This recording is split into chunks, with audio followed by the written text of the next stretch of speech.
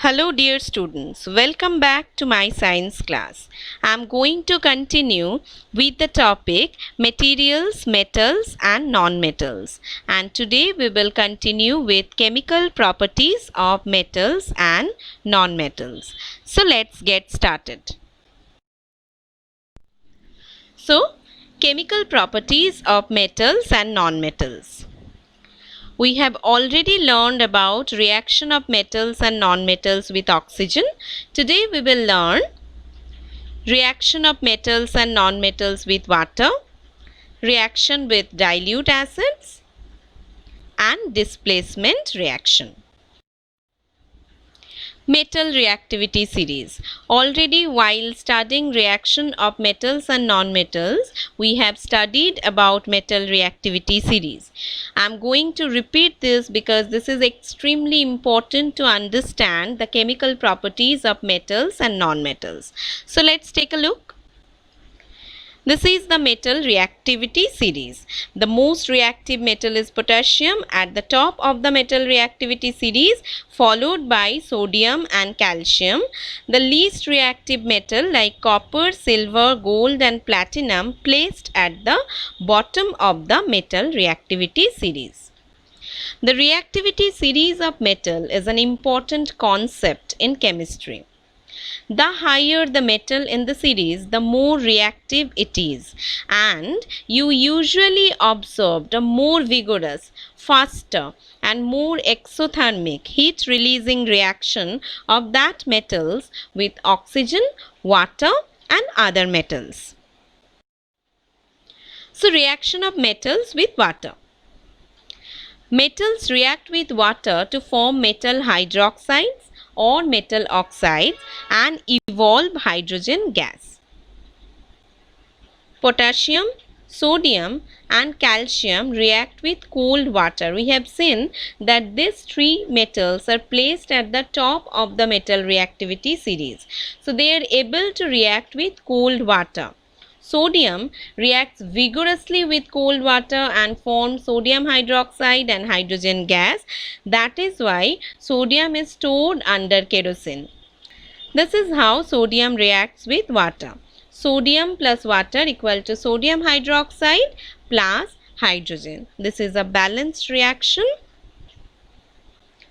Metals from magnesium to iron in reactivity series, that means those metals that are present in the middle of the reactivity series, react with steam to form metal oxides and hydrogen gas.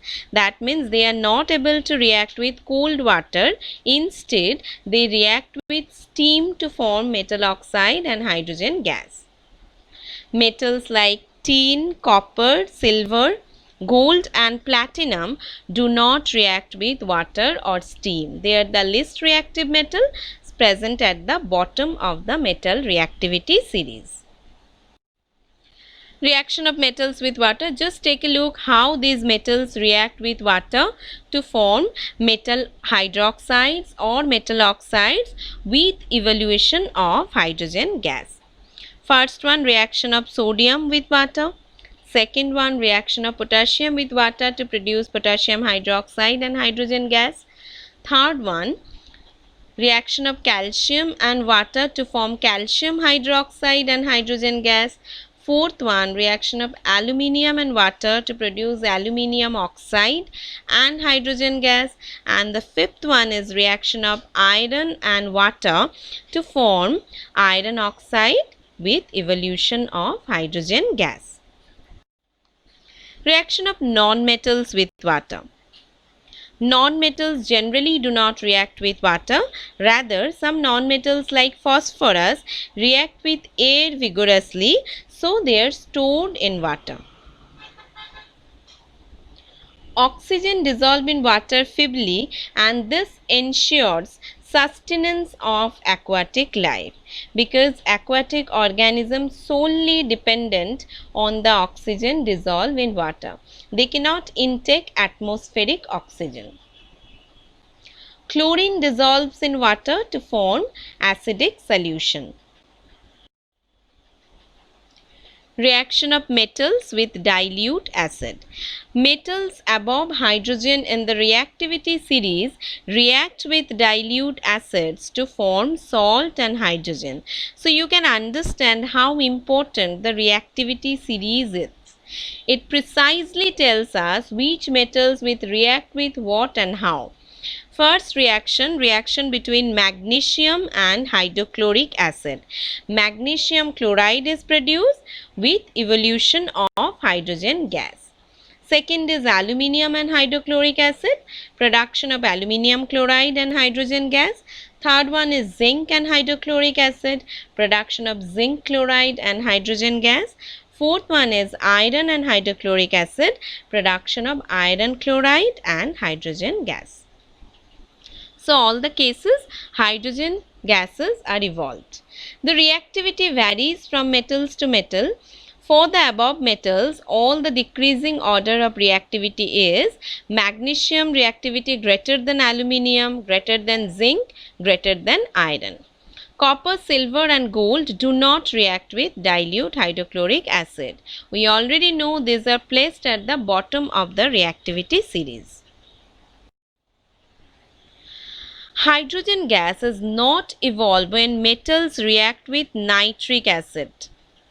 Because it is a strong oxidizing agent, it oxidizes hydrogen produced to water and itself reduced to oxides of nitrogen.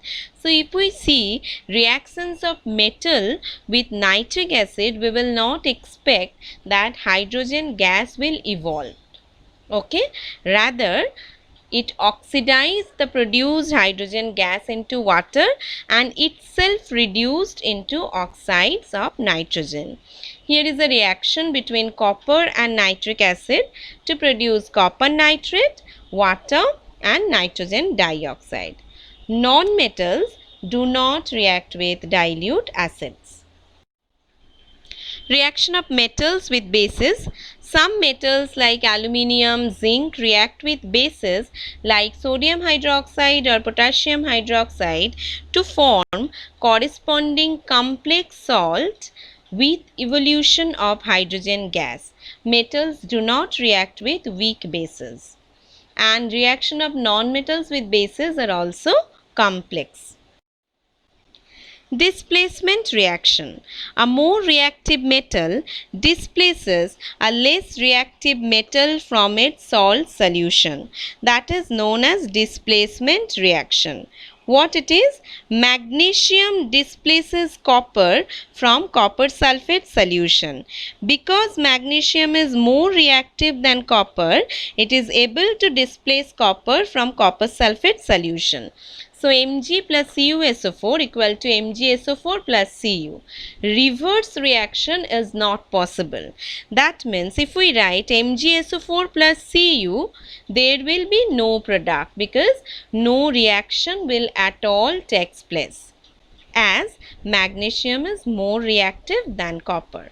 Similarly, zinc displaces copper and iron is also able to displace copper from copper sulfate solution because both zinc and iron are more reactive than copper. And reverse reaction is not possible. That means iron sulfate plus copper cannot produce iron plus copper sulfate because there will be no reaction as iron is more reactive than copper. Uses of metals. There are variety of uses of metals. We will take a few examples. Iron is used in making machinery, buildings, car, motorcycle, ships, bridge, etc. Copper is used in making electric wires, statue, etc. Aluminium is used in making kitchen utensils, electric wire, etc. Gold is used in making ornaments. Even silver is used in making ornaments. Some of the uses of non-metals. The number of non-metal is very less in comparison to metals. So far only 22 non-metals are discovered, but they are very useful to us. We breathe oxygen, which is a non-metal. Without oxygen, no one can live. Sodium chloride, common salt, cannot be formed without chlorine, a non-metal, which used to enhance the taste of food. Without using common salt, food is tasteless. Nitrogen is used in making fertilizers. We know there are variety of uses of nitrogen. Coal, which is carbon, is used as fuel. Some other information about metals and non-metals. Some metals like gold, silver, platinum, etc. are found in the free state in Earth's crust because they are least reactive. That is why gold, silver or platinums are known as noble metals because they do not react with water, oxygen or any other metals. Most metals are found as oxides, carbonates, sulfides, halides, etc. Minerals are elements or compounds which occur naturally inside the Earth's crust. We know plants absorb water and dissolve minerals from the soil. So they are naturally occurring elements. Ore is a mineral from which metals can be extracted profitably. From ore we can extract different metals. The removal of impurities from the metal to obtain the pure metal is called refining of metals. The most common method for refining of metal is electrolyting refining. About electrolysis you will know in later chapter. Corrosion is the damage caused to metal due to reaction of metals with oxygen, moisture, carbon dioxide, etc. Already we have known of the iron rust and the copper rust. So this is corrosion, reaction of metals with oxygen, moisture, carbon dioxide, etc. An alloy is a homogeneous mixture of a metal with other metals. Uses of alloy are advantageous because metals get corroded, but if we mix some other metals or non-metals with it to make an alloy, that will not have these properties. Example, steel made up of iron and carbon. Stainless steel, iron, carbon, cobalt, nickel. Brass, copper and zinc. Bronze, copper and tin. If one of the metal in an alloy is mercury, this is also known as amalgam. Thank you.